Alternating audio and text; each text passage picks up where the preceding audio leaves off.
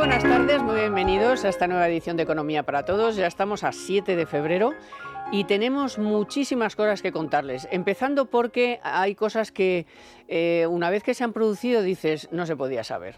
No, no puede ser. No puede ser que han hecho dos decretos, han dividido el decreto ómnibus para lo de las pensiones, a que les ha durado un cuarto de hora lo de echarle la culpa al PP de que no quiere subir las pensiones y tal. Pues sí, efectivamente. Ahora, eso sí, lo que de verdad yo creo que muy pocos pensaban es que el otro, los desahucios, iban a poner una fecha, o sea, el 27 de enero, de ahí para atrás se siente. Al que le inqueocupe, no ocupe, no, inqueocupe o lo que sea, que dejen de pagar o se queden ahí, a partir del 27 de enero sí. Bueno, madre mía.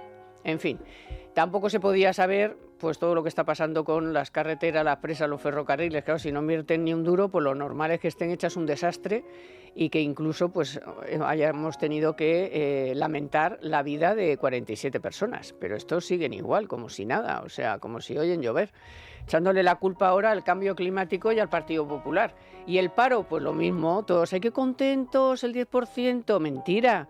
Si ya hay casi 900.000 fijos discontinuos inactivos, ¿qué me están contando? O sea, en fin. Bueno, vamos a ir con todo esto y vamos también a contarles algo que tampoco se podía saber.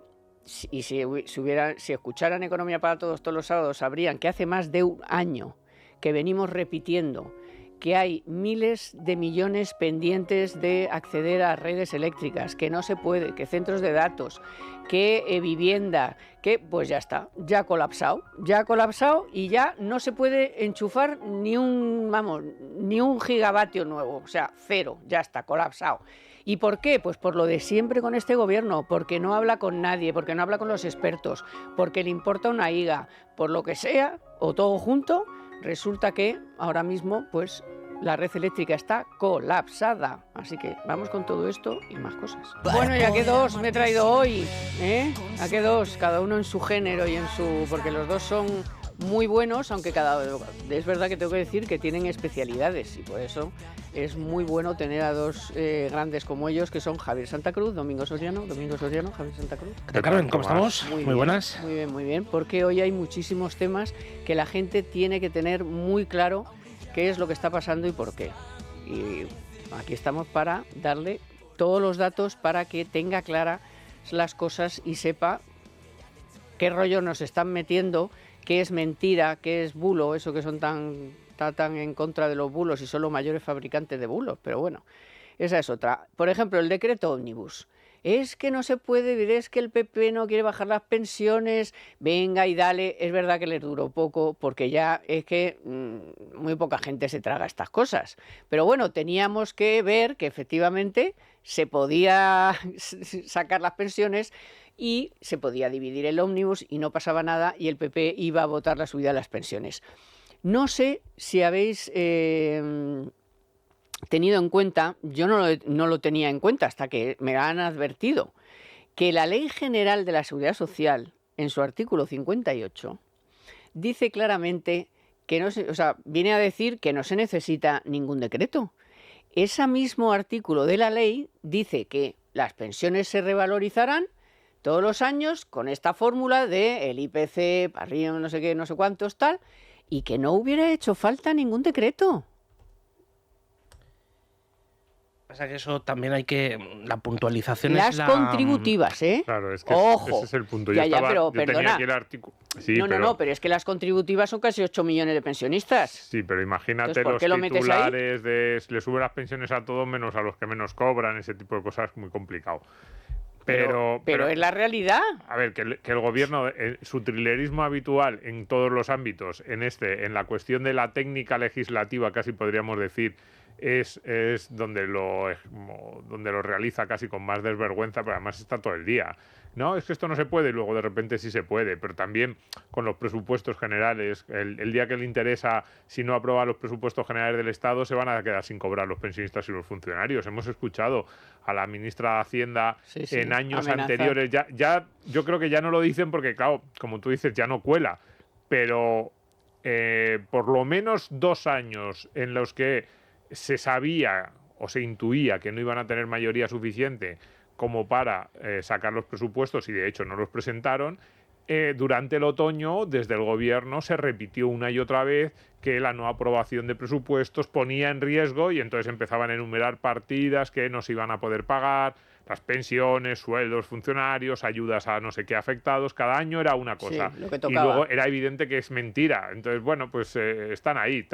Te digo, a mí, o sea, no es que no sea importante, es parte de ese proceso de degradación institucional en el que nos tiene metido este gobierno. Pero casi te diría que es lo más anecdótico. Bueno, pues que son mentirosos, ya lo sabemos, que tratan de jugar con esa retórica, no tiene demasiado sentido, y efectivamente lo relevante es que al final se ha aprobado, que se van a subir las pensiones, que es un debate que está al margen de la sociedad española, si se deberían subir o no las pensiones, y digamos todos los partidos están ahí, y que bueno, pues que eso está claro. Que sí que une a todos los partidos. Hay que subir las pensiones y hay que subirlas con el IPC, y el resto de las cuestiones pues pueden estar más sujetas a debate. Ahora, tienen que saber los pensionistas, por si no lo saben ya, que Hacienda se va a quedar con entre el 32% y el 37% de la subida. Claro, porque además Y cuanto menor es la pensión, más te quitan. Mayor es la retención, porque incluso suben los tipos de retención en según qué casos. Por ejemplo, cuando la cuantía que se cobra por la pensión salta de tramo, aunque sea por una diferencia de 10 euros, pues al saltar de tramo los tipos de retención en algunos casos también suben, y por tanto a lo que se enfrenta el pensionista es que, por ejemplo, un pensionista que no llegara al mínimo para hacer la declaración de la renta y obviamente siendo solamente un pagador, lo que termina haciendo es o hace la declaración de la renta para que le devuelvan una parte de lo que le están cobrando, o el Estado se está quedando con una parte de la recaudación que no le correspondería cobrar, porque es una parte de la presión fiscal que no debería habérsela impuesto al pensionista. Entonces, eso es algo típico. De hecho, en las cartas cuando se envían a los beneficiarios, siempre hay que fijarse en el penúltimo y el último renglón, que es donde está el tipo de retención, y cómo, si comparamos la carta del año pasado con la carta de este año, es donde vemos las diferencias que se han aplicado, porque al mismo tiempo que el Ministerio de Hacienda no hace la deflactación de los tipos del impuesto de la renta, pero sí modifica los tipos de retención. Y entonces esto es una de las cosas que es aún más sangrante, porque significa un incremento de la recaudación a muy corto plazo, porque al final la recaudación por IRPF se hace cada 3 meses y por tanto tienes enseguida el dinero disponible, pero al pensionista le obligas al año siguiente a tener que hacer la declaración de la renta, muy probablemente en muchos casos sin que tenga alguien cercano que se la pueda hacer, o él mismo, y teniendo que recurrir a ayuda profesional y por tanto pagando un coste por ello, para que le devuelvan la parte que no le correspondería pagar.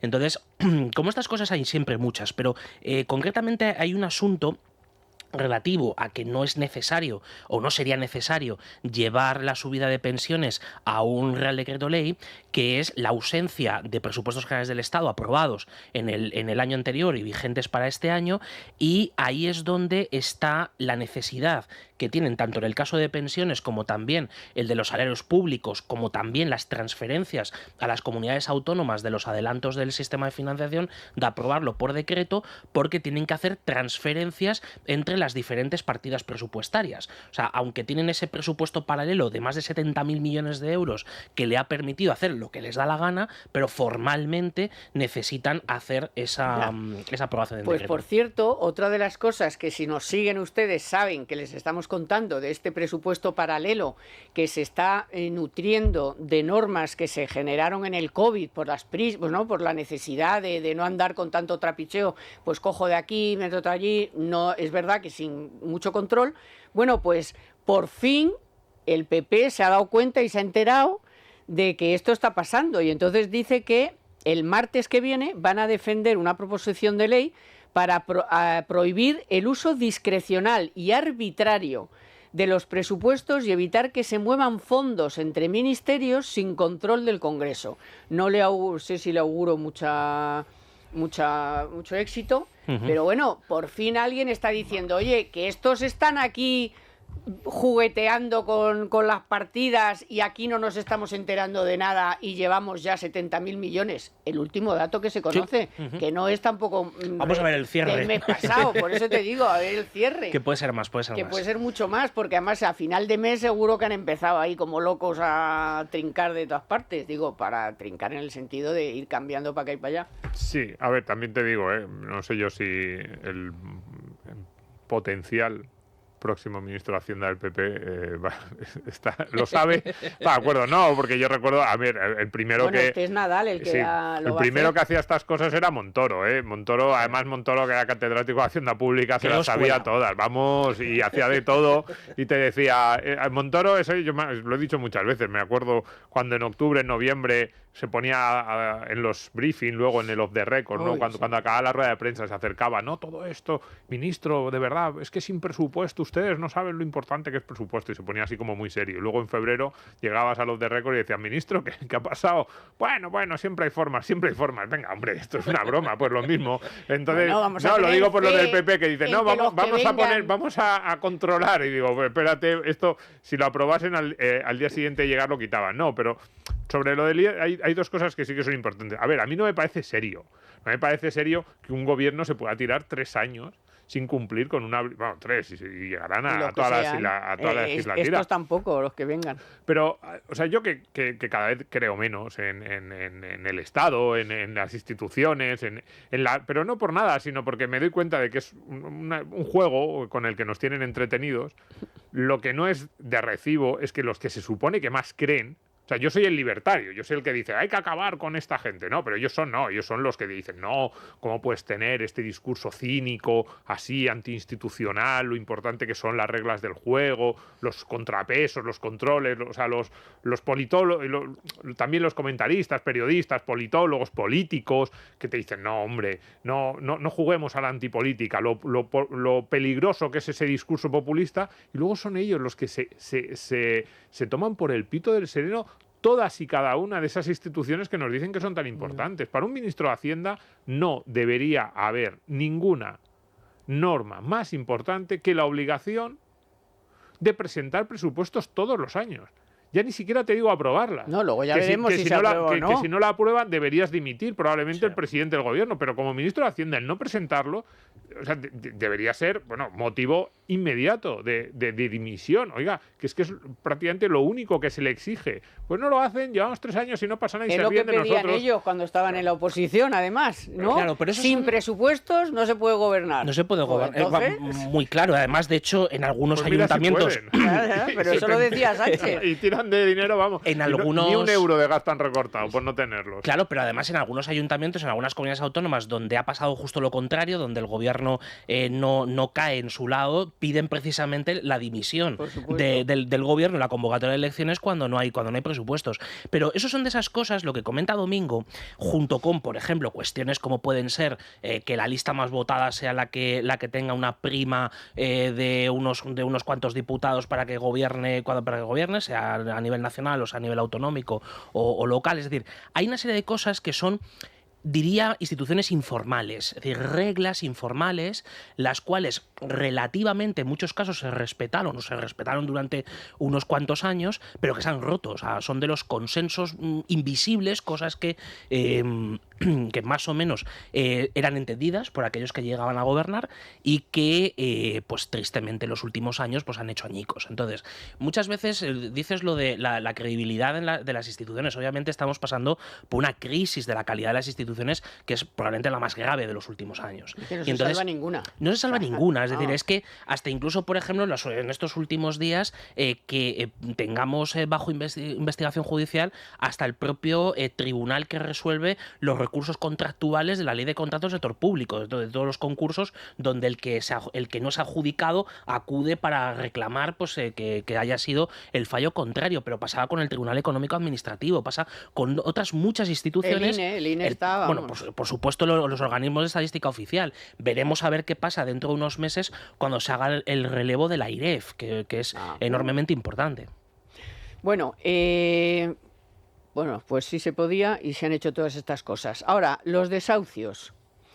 Los desahucios, claro, la gente pensó, con buen criterio, ¿no? Que oye, si ya no se puede, si ya no van a estar vigentes las normas del COVID, que era, oye, pues no se puede desahuciar a una persona en estos momentos y tal, y nos la hemos chupado 6 años la norma, dices, hombre, pues cuando ya decae, pues será que, oye, el que tiene a un incocupa o tiene a una persona o está ya en los tribunales o no se ha hecho definitivo el desahucio, está pendiente, no. O sea, de repente ponen en el BOE de tapadillo, porque no se había enterado nadie, ni siquiera los de las asociaciones, hasta que han leído el BOE y han dicho, oye, que no, que el BOE dice que del 27 de enero para atrás que nada. O sea, yo de verdad, lo de la ocupación y la inquiocupación, unido al desastre de la vivienda, nos va a traer muchos problemas fuera. Hay muchísima prensa internacional, europarlamentarios de diversos países que han estado muchos días ya últimamente avisando de que en España pues pasan estas cosas, o sea, que te pueden ocupar la casa con la aquiescencia del gobierno, que es alucinante, o sea. ¿No? Y con los trucos, cuando yo decía degradación institucional, esto también lo es. Y fíjate, ni siquiera digo la norma en sí, que a mí, digamos, la norma es criticable. A mí no me gusta ni lo que había antes, ni este apaño que han hecho que en realidad puede tener muchos menos efectos de los que parecía al principio. Al principio decíamos, bueno, parece que van a acabar con la inquiocupación y luego efectivamente te pones algo y te dices, ya, pero solo para estos, los que estaban ya antes se pueden quedar, todo lo que eso implica, los que tengan más de 3 casas. Pero más allá de la crítica o del debate sobre si la norma debería ser así o no, esta idea constante de utilizo el BOE de manera torticera, hago un anuncio, lo explico de una manera, me guste o no me guste, pero lo explico de una manera y luego utilizo la disposición adicional, el apartado no sé cuántos, o simplemente meto algo que nadie había entendido que iba a estar ahí y que te tienes que poner a, primero, enterarte y luego una vez que te enteras de que está ahí, a interpretar, porque eso es muy importante. Digamos, el problema ya no es si la norma me gusta o no me gusta, si es justa o no es justa, sino cuál es la interpretación que le tengo que dar, y eso pasa demasiadas veces. Es decir, demasiadas veces en España se aprueban cosas y se legisla, y luego cuando llegan los expertos dicen, ya, pero entonces esto quiere decir qué, y se ponen a hacer preguntas sobre el qué quiere decir. El artículo que publicaba nuestra compañera, creo que era Beatriz, en el Libre Mercado sobre este tema, caos entre propietarios claro. Y abogados por el decreto antidesahucio. Entonces recopilaba testimonios de asesores, de abogados, en los que básicamente le dicen, ya es que ni siquiera te digo si me gusta o no me gusta, sino que no sé cuál es la interpretación que le van a dar los tribunales. Y alguien dirá, hombre, pero ya llegan a los tribunales para darle la interpretación. Sí, claro, pero si una norma con la importancia que tiene esto y que afecta tanto a la vida de tantas personas, te tienes que tirar ahora un año, año y medio, a que empiecen a salir las primeras sentencias de cómo aplicarla, de lo que significa, y ya no te digo, si encima tienes que esperar a que algún tribunal de orden superior llegue a la casación y diga, no, pues claro, es un nivel de incertidumbre, de inseguridad jurídica en algo fundamental. Esto también es descrédito de las instituciones. Y luego una cosa, No, precisamente enlazando con esto que comenta Domingo, de hecho, cuando ha llegado a tribunales alguna de estas severas limitaciones del derecho a la propiedad privada, como fue el caso del tope a la subida de alquileres que se estableció en los Reales Decretos Ley del año 22, cuando empezaron a tomar estas medidas, las antidesahucios venían de atrás, pero se fueron renovando en estos decretos, el Tribunal Supremo avaló diciendo que era conforme a derecho y que no había problema con establecer esta limitación de estos controles de precios. Entonces, incluso en esos casos es donde la desprotección concretamente del propietario es todavía mayor, y la incertidumbre, y según cómo esté redactado, cómo se ha interpretado, la vía contenciosa administrativa, tenemos que tener en cuenta que tal como están en este momento los tribunales en España, es generadora de inseguridad jurídica, porque se tardan muchos años, son muchos los matices que hay que hacer, tanto en las normas como luego después en la aplicación, y es lo que ha pasado con por ejemplo, esta cláusula que viene en el decreto antidesahucios, que es, por un lado, se permite que aquellos propietarios con 2 o menos viviendas puedan alegar como causa de que continúe el lanzamiento el desahucio, en este caso, de un inquilino, pero al mismo tiempo hay una disposición transitoria que es la que protege lo que se hace desde el 27 de enero, ¿no? Desde cuando el anterior decreto, cuando decae. Entonces, la vivienda se ha convertido, y concretamente la vivienda en alquiler, en una auténtica gincana donde es imposible entender cuál es la situación, y por tanto, ante una situación como esa, ¿qué es lo que se produce? Se produce una reducción del número de viviendas en alquiler y por tanto empeorando todavía más la situación. Claro. Y eso es lo que el Ministerio lo que está haciendo, concretamente el Ministerio de la Vivienda, está manipulando las estadísticas, la interpretación de las estadísticas, por ejemplo, de los contratos de arrendamiento. Por ejemplo, ponía como ejemplo hace unos días Navarra, diciendo que los precios habían bajado tanto.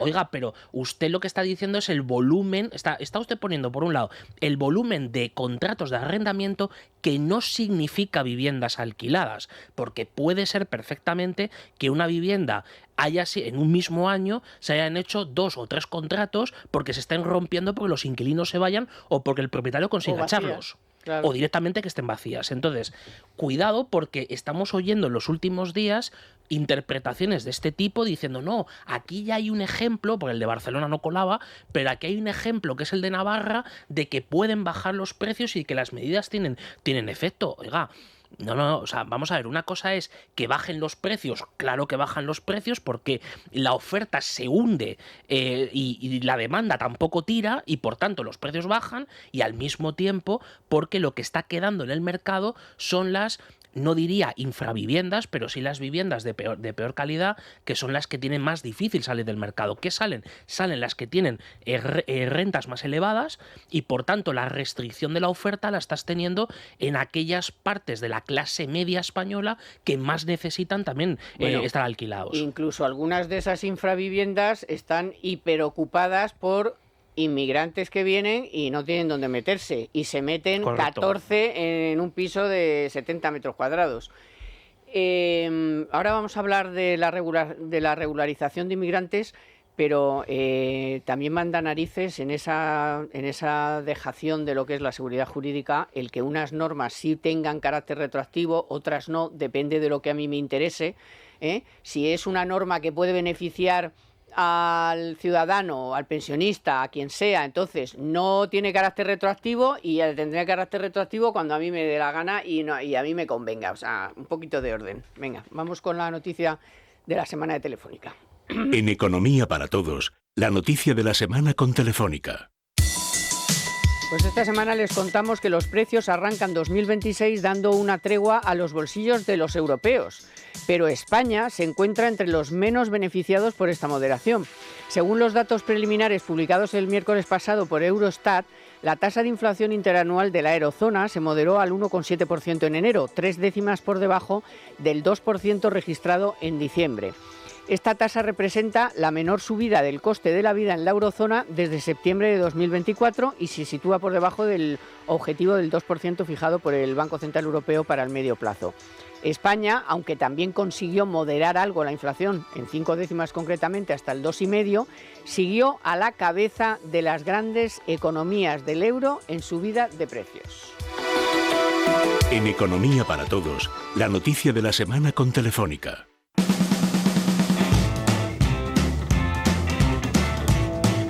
¿Y qué voy a hacer yo cuando salga de aquí de trabajar? Pues irme al súper del Corte Inglés, porque es donde encuentro la calidad y toda la variedad que me gusta al hacer la compra. Voy a llevarme un bidón de 5 litros de aceite de oliva virgen extra Cosur, que sale a 4,79 euros el litro. Esto no se me puede olvidar. Y un par de bandejas de hamburguesas Nostra, que tienen un 50% en la segunda unidad. Y además les encanta en casa. Y el Fairy, fundamental, a mano y a máquina, que tiene un 3x2 y no me queda nada, ni una pastilla. Hasta el 11 de febrero te dan hasta 25 euros de regalo por compras en charcutería, que luego puedes utilizar en compras también en charcutería. Y como siempre me llevaré algo de verdura, de fruta, de carne, pescado, productos frescos, que son estupendos y están siempre fresquísimos, como les digo. Y así todos los días. Productos de primera calidad, con toda la variedad de marcas que busco. Increíble, pero es así. Así que está claro, en Supercor, Hipercor y el supermercado del Corte Inglés, ¿qué necesitas hoy? Consulta condiciones de las promociones en tienda.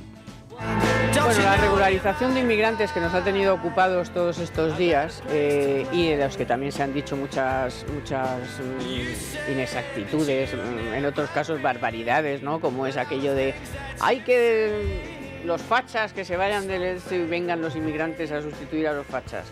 Es para que voten, y los otros, no, facha por decir que se vota, no, oiga, que es que lo ha dicho esta Montero, no, pero es que lo dijo, pero era una forma de hablar. O sea, era una forma, y estaba pegando unos alaridos diciendo esto es para que voten y esto es para echaros a los fachas y tal. Bueno, total, lo interesante no es eso para este programa, que también lo es, pero en fin, aquí lo que hacemos es hacer números. Y entonces los números son que primero no son 500.000, segundo que no van a venir a pagarnos las pensiones, ni van a ser personas que aporten más de lo que reciban. Esto es así.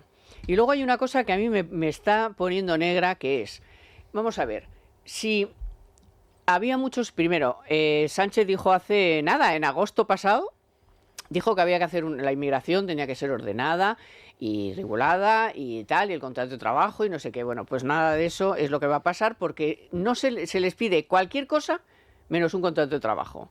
O sea, hasta el bonobús, el haber pasado una remesa a su padre allí en donde sea, cualquier cosa. Incluso hasta una declaración responsable de que es muy bueno y no ha cometido ningún delito y no tiene ninguna cuenta pendiente con la justicia en su país. Y yo me pregunto, toda esta gente que está haciendo cola en los consulados, que muchos de ellos seguramente, porque hay miles esperando o que tendrían que haber sido expulsados, y no lo son. ¿Por qué no lo son? Porque no sabemos de dónde son.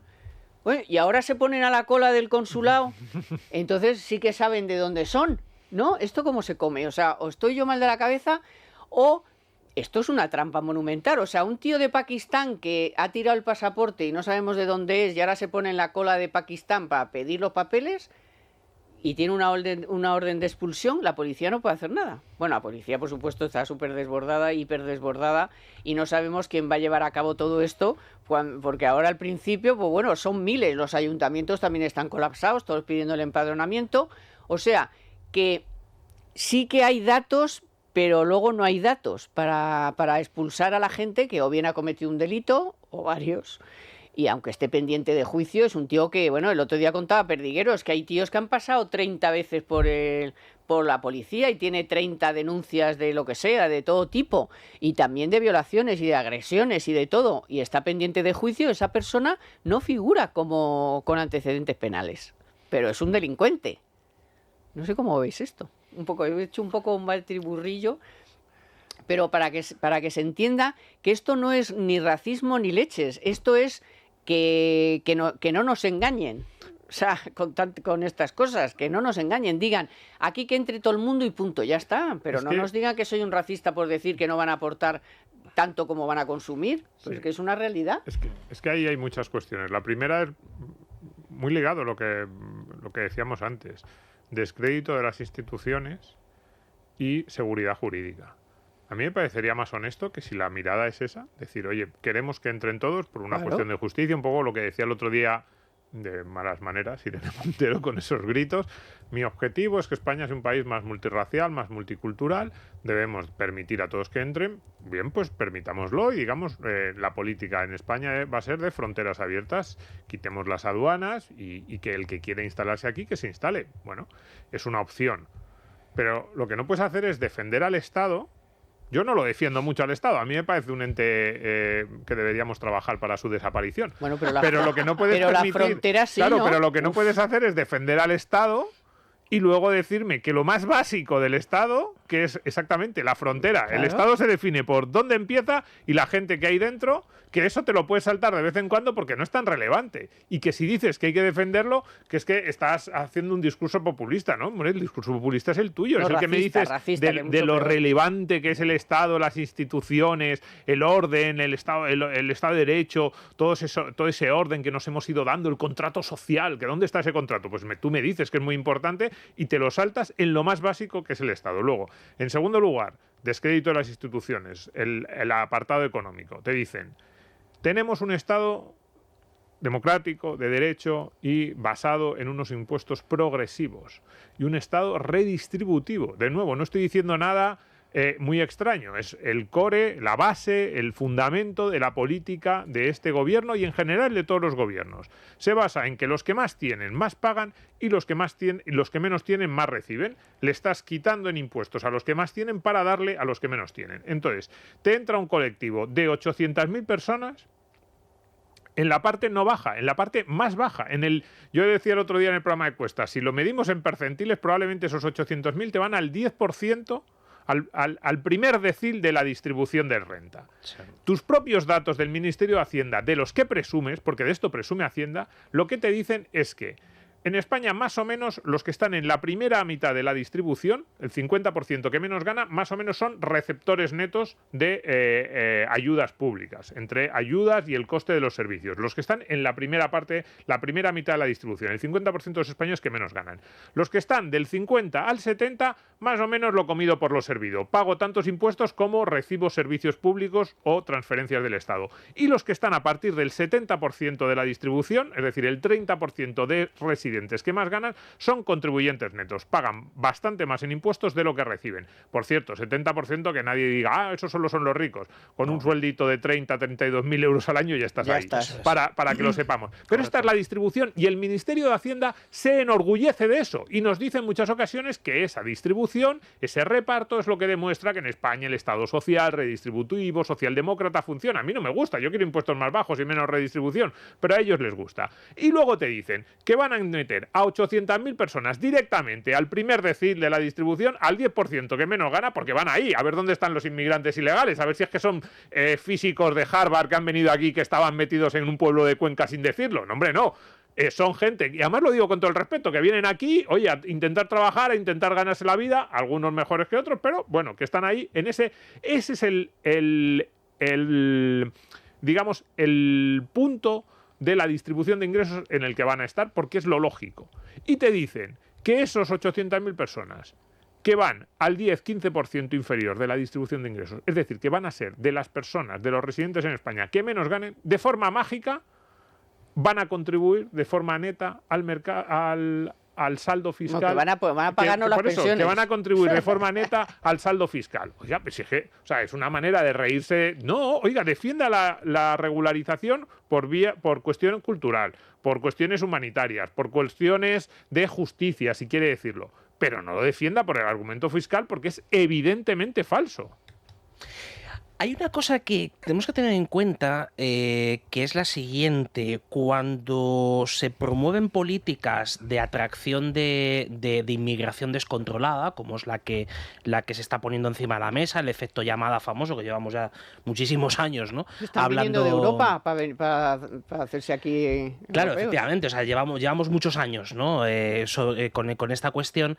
Tenemos que tener claro que eso es coherente desde el punto de vista de lo que persigue un gobierno de corte, digamos, más cercano al comunismo o más cercano a la extrema izquierda que a una socialdemocracia razonable, ¿no? Por un lado está el discurso buenista desde el punto de vista global, es decir, las reminiscencias del socialismo como algo universal y no algo circunscrito a la defensa de los estados individuales, ¿no? de los estados de la patria, ¿no? de cada uno. En segundo lugar está el que precisamente para poder demostrar algún resultado desde el punto de vista de redistribución de peso del Estado en la economía y de mayor intervención sobre una masa de población cada vez mayor, necesitas efectivamente que se concentren y que estén ahí en los dos primeros deciles de la distribución de renta. Es decir, no solo es que sea un objetivo, es que es deseable conseguirlo, ¿no?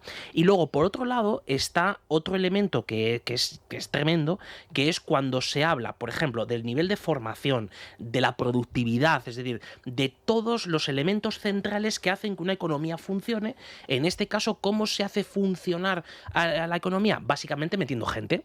ni siquiera horas trabajadas, porque luego cuando ves la estadística de horas trabajadas, de horas efectivas, tampoco está saliendo razonablemente bien en los últimos años. De hecho, las horas efectivas semanales por los trabajadores del sector privado ya están por debajo de las 31 horas semanales. Es decir, estamos hablando de que se trabaja cada vez menos de manera menos productiva. Por tanto, el debate sobre la inmigración lo centran en esa cuestión, y esa cuestión es coherente con su política. Ahora, yo creo que hay todavía dos movimientos que pueden ser relevantes. Por un lado, que igual que ha pasado con Indra y los Escribano y con algún otro más, alguien de dentro diga: oiga, legalmente no se puede hacer esto mediante un real decreto, sino que tiene que ser, ya lo están diciendo como los mínimo, claro, un real decreto ley. Están cambiando una ley orgánica. Claro, o sea, por lo menos un real decreto ley, o sea, que de hecho existe para poder modificar una ley orgánica. Y luego, por otro lado, la opinión, que no será desde luego favorable por parte de la Comisión Europea y en general de las instituciones europeas, porque estamos adulterando el espacio Schengen. Y esto, desde Italia ya hizo la petición en torno a esto, y en otras ocasiones o en otros momentos a lo largo de los últimos años hemos visto que ha habido por lo menos una llamada de atención al Estado miembro para decirle: oiga, usted lo que no puede hacer es abaratar la ciudadanía europea a base de abaratar la ciudadanía de un Estado miembro como es España. Pues... Bueno, yo solamente sobre esto ya nada más que una frase. Yo cuando les oigo hablar de humanidad y de derechos, digo, entonces, ¿cómo es posible que, por ejemplo, un colombiano que llegó a España hace un año y pico, y está el hombre, bueno, trabajando en negro, pues en la construcción o donde ha podido? ¿Por qué? Porque ustedes no les han dejado que, teniendo un contrato de trabajo legal, si pudieran acceder a los papeles. Tenían que esperar 2 años viviendo en el limbo. ¿Eso es humanidad? O sea, en 8 años ustedes no han hecho nada con toda esta gente y ahora se ponen estupendos diciendo: ah, no, nosotros somos los más humanitarios y los menos, bueno, y vosotros sois unos racistas. No, perdona. O sea, no habéis hecho absolutamente nada, habéis tenido a esta gente, bueno, y digo colombianos 2 años, hay otros que te tiran 3 y 5, dependiendo de la nacionalidad que seas. O sea, que venga, menos rollos y bueno, pues esto va a ser, ya veremos en qué va a acabar, pues no lo sé. Yo no sé si Europa dirá algo, ya han dicho por ahí algo, si Meloni, si lo otro, Maroto, pero vamos, yo creo que estas cosas al final... Pues no sé si será en 3 meses, porque van a ser incapaces de hacer esto en 3 meses. O sea, son incapaces de darte una jubilación en 3 meses a un español, digo, hacer el trámite o del desempleo y tal, y van a regularizar a 800.000 en 3 meses. Bueno, es igual, ya veremos lo que ocurre. Nos interesa seguir con los temas porque esto pues está ahí y ya veremos cómo se va resolviendo y qué problemas va a ir dando y qué va a pasar. Porque, bueno, pues es lo que hay. Si queréis hablamos de, porque es algo que a mí también esta semana, es que de verdad lo de Sánchez cada vez que sale tiene que decir algo. Y entonces dice lo de los de 16 años que no tal, pero es que el otro día también dijo ahora con la formación profesional, que iba a cerrar los sitios privados de formación profesional. Hace poco dijo las universidades privadas, ahora la formación profesional, pero ¿de qué va este hombre? O sea, que tiene que ir, claro, generando cosas para que vayamos hablando de ellas, pero es que dice cosas muy graves. Sí, pero yo en este caso no creo que sea tanto una ocurrencia. Hay parte de las cosas que dice Sánchez, por ejemplo, lo de las redes sociales de los menores de 16 y ponerse a discutir con Elon Musk en Twitter, que eso lo hace para que no se hable de otras cosas. Eso sí, son cortinas de humo, son formas de generar titulares para evitar los titulares que a él no le gustan. Pues cuando hace unos meses se puso a hablar de repente un día del cambio horario, ¿no os acordáis? Sí, bueno, y era porque al día siguiente o al otro tenía, no sé si era Ábalos, Koldo o el de más allá, una comparecencia y entonces quería que se hablase de otro tema. Pero esto no. O sea, lo de la formación profesional o lo de la universidad privada... No han movido un dedo tampoco. No, pero ahí hay 2 componentes importantes. Uno ideológico y otro de intentar salvar a quien se está ahogando. Se está ahogando por su propia culpa, pero lo está pasando mal, que son las universidades públicas y los centros también públicos de FP. A ver, la primera es ideología. A ellos no les gusta que haya competencia, que haya opciones en el mercado y que los estudiantes puedan escoger. Y ya desde hace años, por cierto, una formación que no que no ha sido siempre tan mal considerada. Ya no hablo de la formación profesional, sino en general. La educación superior en España, la pública, tenía mucho prestigio y se ha ido perdiendo en las últimas décadas, no solo con este gobierno, pero este gobierno tampoco ha hecho nada por mejorarla. Y ya desde hace años hay cada vez más estudiantes que saben que su inserción posterior en el mercado laboral desde los centros privados, tanto de FP como de las universidades, es mucho más sencilla, por dos razones: porque la labor de intermediación y de ayuda es mucho más eficaz desde esos centros, y porque los estudios, los currículum, lo que se aprende está mucho más cercano al mercado laboral, porque son mucho más flexibles, modificando aquello que se está enseñando en las aulas, tanto en las universidades como en los centros de FP. Y entonces Sánchez dice: primero, ideología, no quiero que haya esa competencia, no quiero que haya esa posibilidad, no quiero que la gente sea libre para elegir el centro. Y en segundo lugar, esas cohortes generacionales que cada vez son menores, porque la natalidad, cuando decimos cae la natalidad, pues 20 años después lo que te cae son los jóvenes que te pueden acceder a la universidad, se está notando especialmente en determinadas universidades públicas. Y claro, tú tienes ahí unos centros que te han costado mucho dinero y que dices, ¿y ahora qué hago yo con estos? Y profesores presionando, y además muchos profesores cercanos ideológicamente, y con acceso en muchas ocasiones a medios de comunicación, y a hacer informes o a declarar como expertos. Y entonces tú les estás tratando de salvar. Entonces, esto es un movimiento porque dices, claramente se me están yendo a los centros privados, tengo que hacer algo para que eso no ocurra. ¿Y qué haces? Pues hacer este tipo de anuncios y probablemente sí pueden aprobar una ley. Porque yo que quiero hablar que hablemos de Almaraz y... Pero ¿quieres decir algo de esto? No, muy rápido.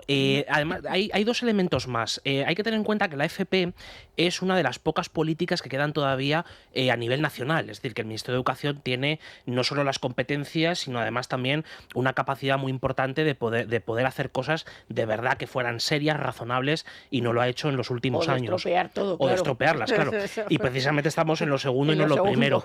Y concretamente, la segunda cosa es que, como lo que se está haciendo es estropear precisamente los centros privados, y incluso centros no solo de empresa privada, sino también de fundaciones, instituciones que son del ámbito privado, han sido de las pocas que de verdad están haciendo lo que más necesitamos en este momento en el mercado de trabajo en España, que es la FP dual, es decir, el poder hacer los convenios con las empresas, poner a los chavales a trabajar según están estudiando y poderlo compatibilizar. Entonces todo eso, salvo algunos pocos centros públicos de FP que la verdad lo han hecho extraordinariamente bien, el resto son privados y por tanto estamos poniendo palos en las ruedas de esto.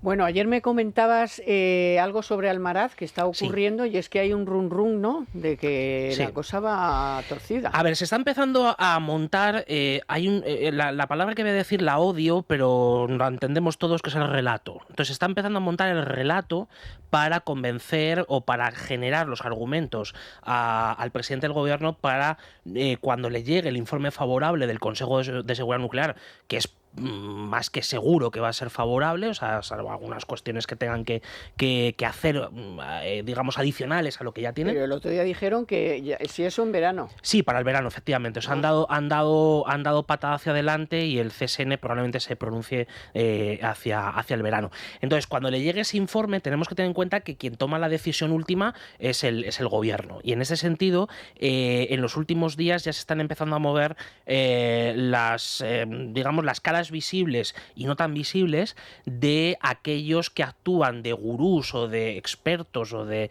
un poco las voces autorizadas, las pocas que escucha el presidente del gobierno, para que creen el discurso para rechazar la prórroga de Almaraz. Entonces, esto si solamente nuestros oyentes lo pueden ver fácilmente, en los últimos días la publicación de un par de informes, el movimiento además incluso de la propia presidenta del PSOE, que ha estado especialmente activa en estos últimos días, y es es quien monta el discurso antinuclear en España desde hace años, y otros cuantos más. Entonces, esto es preocupante, pero ante eso, evidentemente, es necesario, más necesario todavía que nunca, defender cuáles son las bases de verdad sólidas y el planteamiento racional técnico que está detrás de la prórroga de Almaraz, igual que nos estamos pronunciando, estamos buscando a los expertos, por ejemplo, pues para que los ingenieros de caminos que llevan hablando desde hace años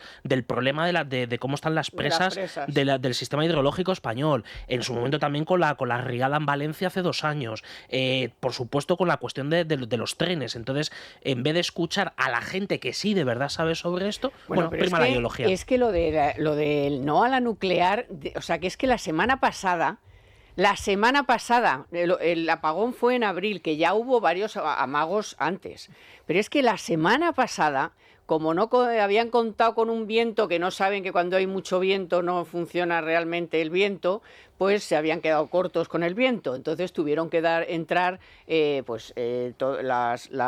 gas.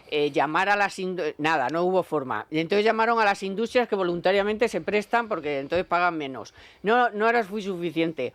Tuvieron que cerrar toda la industria, 2 horas. Y encima meter a las nucleares. O sea, quiero decir que al final, si no hubieran entrado las nucleares como último ya recurso de estos, porque eso es lo último lo que quieren, hubiéramos tenido otro apagón.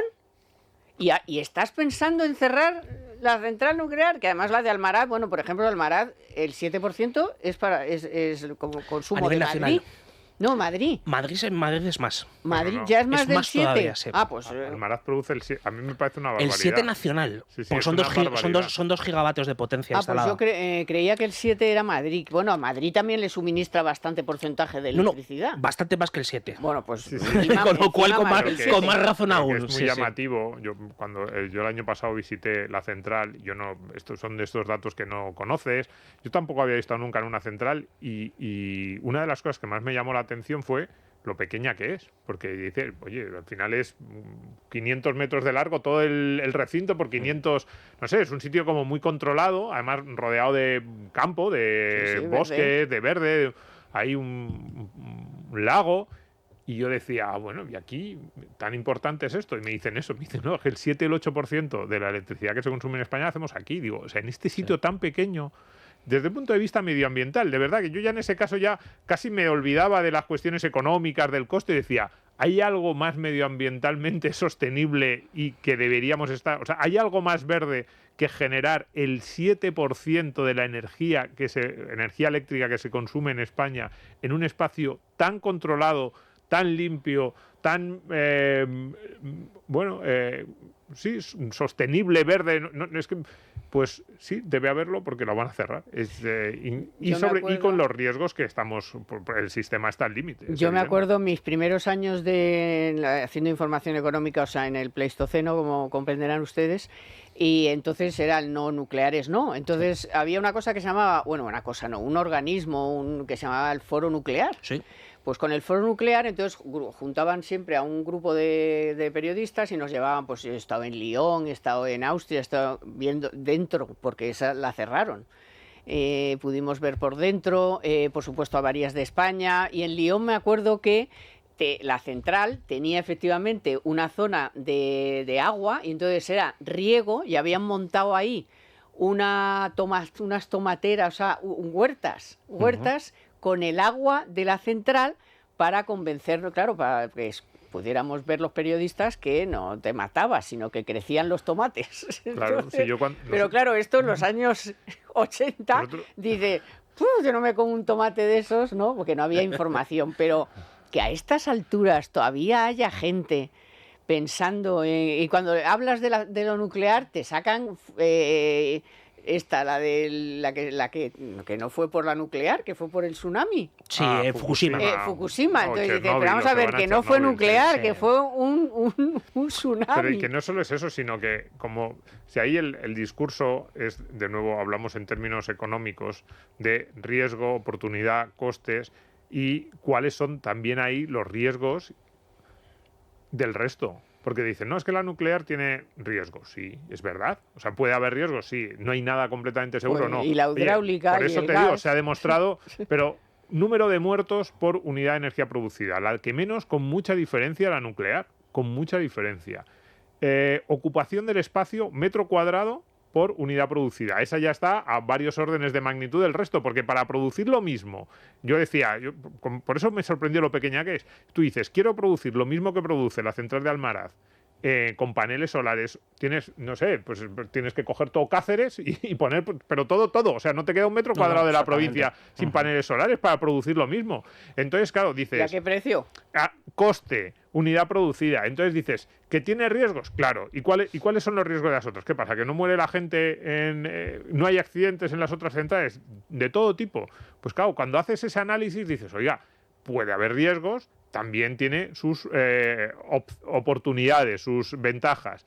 Y en la suma resta, yo creo que sale claramente favorable. Pero si esto fuera un debate técnico, análisis, como el que estamos planteando, pero no, este es un debate ideológico y de los años 80. O sea, entonces, a partir de ahí, claro, todos los argumentos que podamos dar es absurdo. Dices, pero mira qué sitio tan bonito y tan limpio. No, que es que quieren cerrar la nuclear y ya está. Es que hemos vuelto a la chapa de nucleares, no gracias. O sea, antinuclear, claro. ¿Pero qué me estás contando? Que la semana pasada pudimos tener otro apagón y si no es por las nucleares, ni el viento, ni leches, ni nada. O sea, que es que había tanto viento que no funciona el viento. O sea, y si hay mucho sol, mucho calor, tampoco funciona la fotovoltaica. O sea, que la gente. Pero, por no ejemplo, entiende.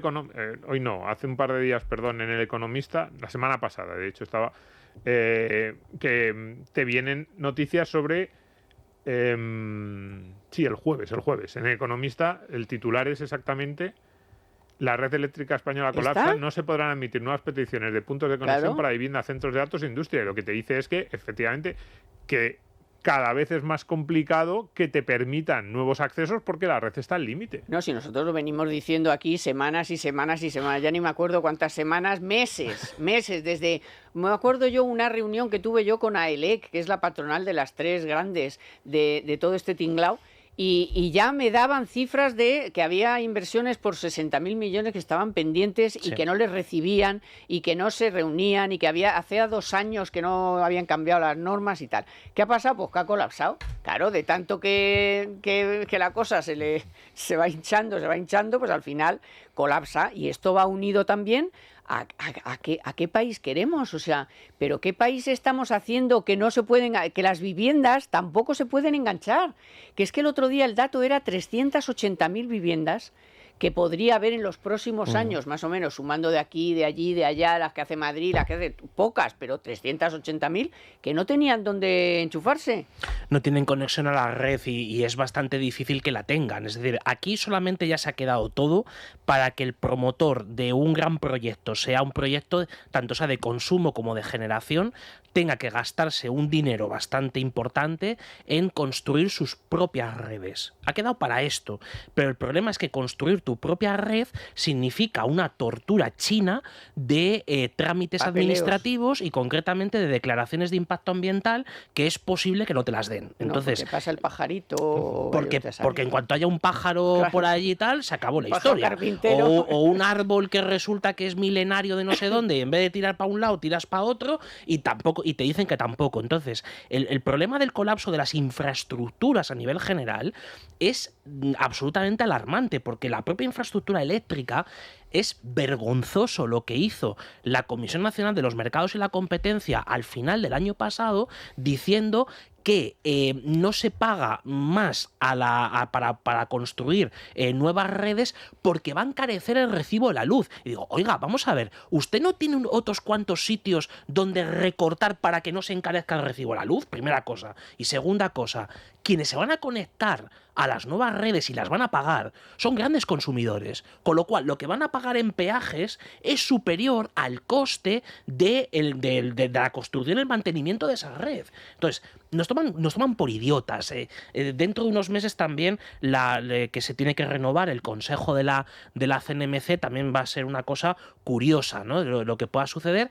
Ahora está pendiente la retribución del transporte, está pendiente el gas. Es decir, es un suma y sigue. Totalmente. Ha sido una de 8 años de dejación.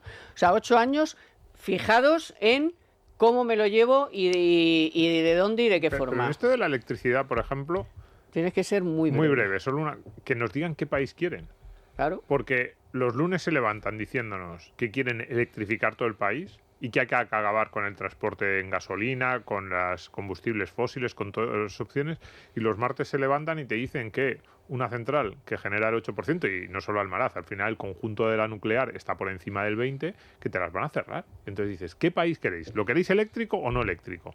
Si no lo queréis eléctrico, o sea, si lo queréis eléctrico sin nuclear, ¿cómo vais a hacer ese país eléctrico sin nuclear? Porque entonces luego tienes esas redes a las que no puedes enganchar las nuevas casas. Eléctrico o renovable y te falla y te llevamos al apagón. Bueno, Javier, muchas gracias. Domingo también. Gracias. A ustedes, por supuesto. Ahora ya saben que a ustedes siempre lo mejor. Feliz fin de semana. Y hemos tenido en la producción, como siempre, a Nadia Pertusa y a los mandos técnicos a David López, que antes he hablado de los pajaritos. Es nuestro pajarito preferido. Llamamos aquí pajarito, que no, tú no eres el que molesta para montar una central ni nada, tú eres un solete. Así que tengan buen fin de semana y nos vemos el próximo sábado, por supuesto, aquí estaremos.